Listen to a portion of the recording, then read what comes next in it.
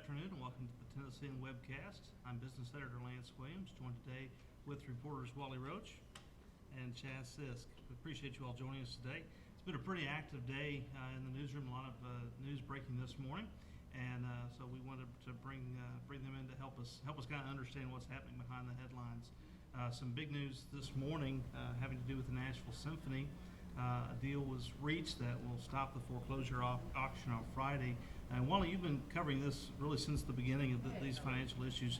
Tell us a little bit about what the agreement was today and kind of summarize what happened this morning.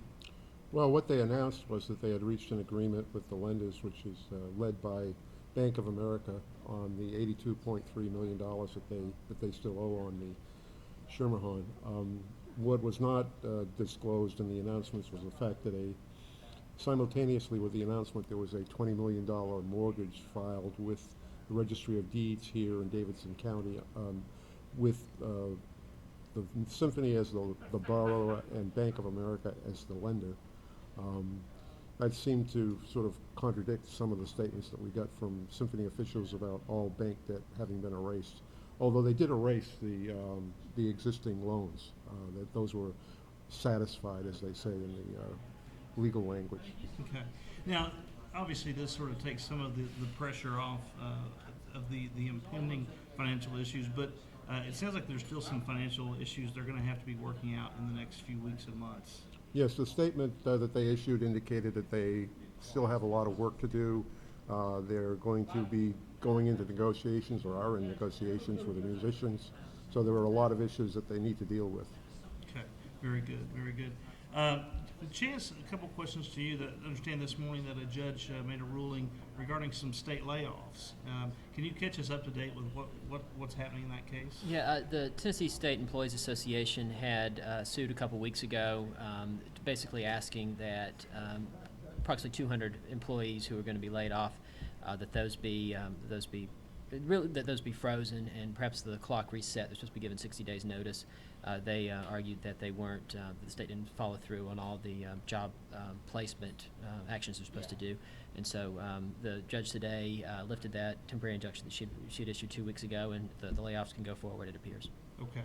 So effectively, I guess, did this just buy them a little bit of time to give them longer to search, or what sort of is the effect of it? Right. Yeah. I mean, I think that the first question here was whether they were given adequate time to search, and the judge essentially said that the state didn't have any obligation to do more than it did, so she didn't reset the clock or anything like that. There is a second question, which is whether the state followed due process in selecting these workers. The suit noted that a lot of these workers had some long-time experience. So those questions are still out there. It's not clear whether the TSEA will go forward with this suit, or whether they'll maybe file something new, or whether they'll just drop the issue entirely. Okay. Now, you've written a lot about changes at the state, a lot of different agencies. Is this part of a trend that kind of we're seeing where more and more state jobs are kind of in discussion and in review? Yeah, I mean, the House administration has said they want to streamline state government. Whether there'll be a net reduction in payroll after it's all over is unclear.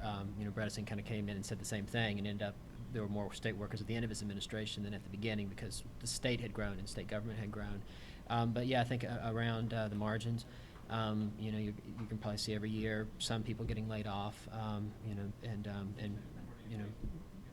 so some other people moved around and reconfigured the way state government runs. Okay, excellent. Well, Wally, Chaz, thank you so much for joining us today, and we thank you for joining us. You can join the Tennessean on Tennessean.com every day for Webcast on a variety of topics, from politics to sports to arts and entertainment and business. And be sure to check that out every afternoon. Again, thank you for joining us, and have a great day.